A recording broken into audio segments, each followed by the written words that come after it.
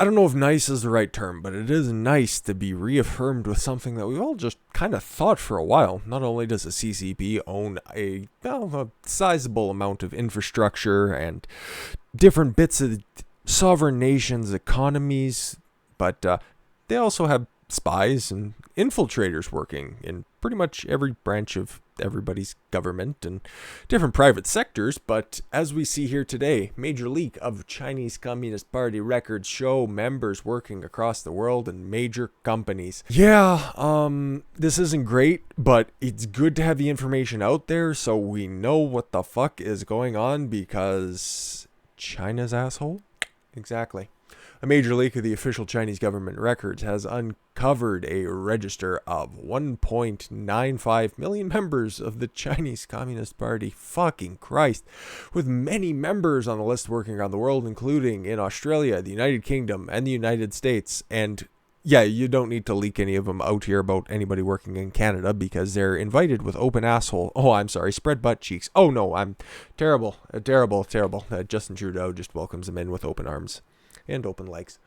Australia's Sky News reported on Sunday that the database lifts the lid on how the party operates under President and Chairman Xi Jinping. The leak shows the party branches it's embedded in some of the world's biggest companies, and even inside government agencies. Communist Party branches have been set up inside Western companies, allowing the infiltration of those companies by CCP members who, if called on, are answerable directly to the Communist Party, to the chairman, the president himself, stated Sky News' Sherry Markson.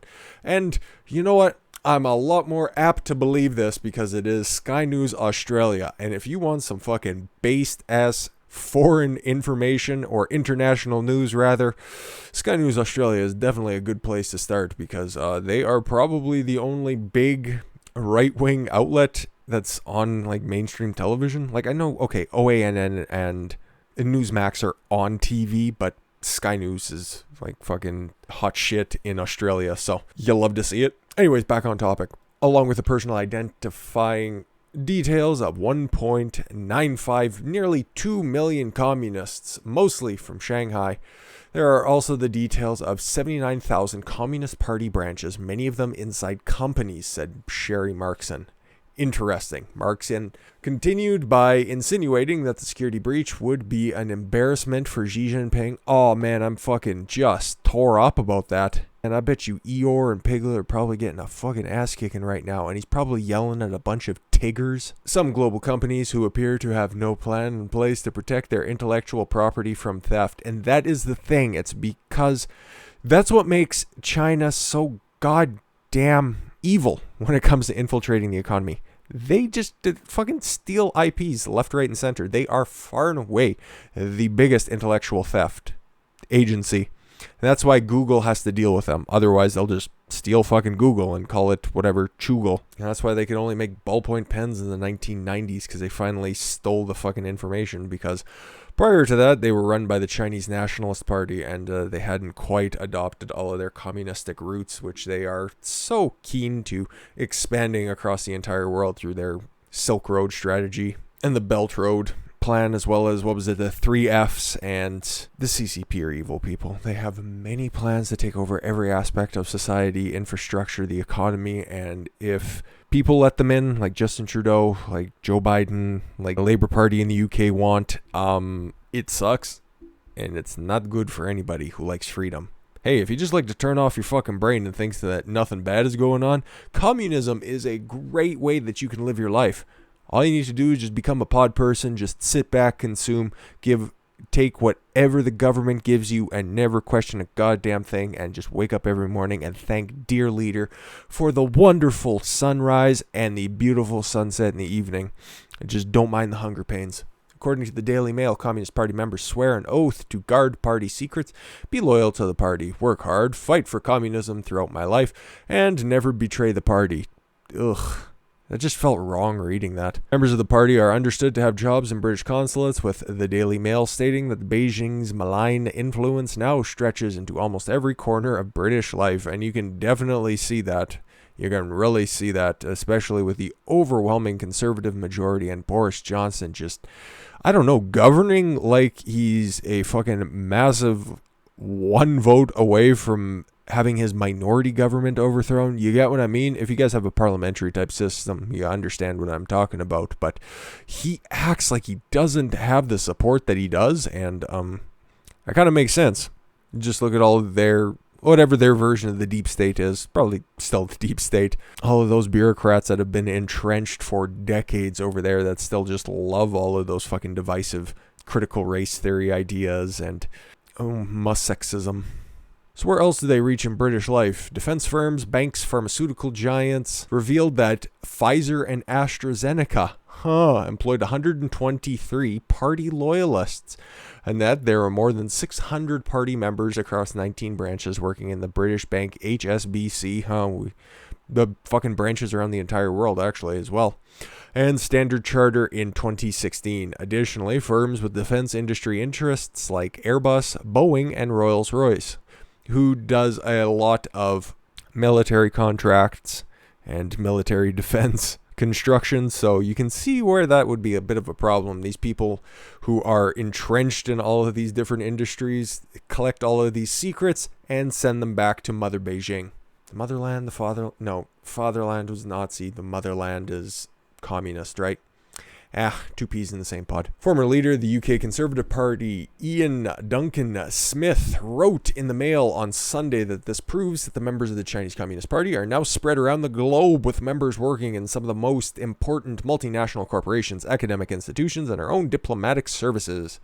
The Sky News Markson concluded by stating it is worth noting that there are no suggestions that these members have committed espionage. Come on now. But the concern is over whether Australia or these other companies knew the CCP, and if so, have any steps between taken to protect their data and their people. Okay, no evidence. Where have we heard that before? I'll allow you to think about that for a quick second. Exactly. Spokesperson for the Interparliamentary Alliance on China, a group of legislators from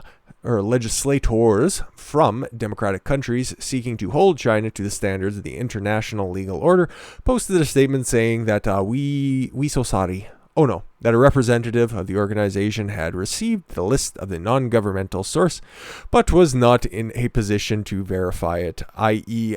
crumpled and tossed. And that the journalists have since investigated and their findings are disturbing indeed. IPAC commented on the leaked database of the Chinese Communist Party's Shanghai branch members registered. Interparliamentary Alliance on China. Yeah, it's something if you do a deep dive into any of the industries that are in your specific state, country, province, you're going to find that China, the CCP more specifically, has significant interests. If you see a Chinese company that has a controlling interest or at least a minority stake in any of the major businesses that run out of your province, your state, your country, that means that they have ties back to the CCP, because every company in China that has any kind of influence, sway, any sort of standing in China is de facto owned by the CCP.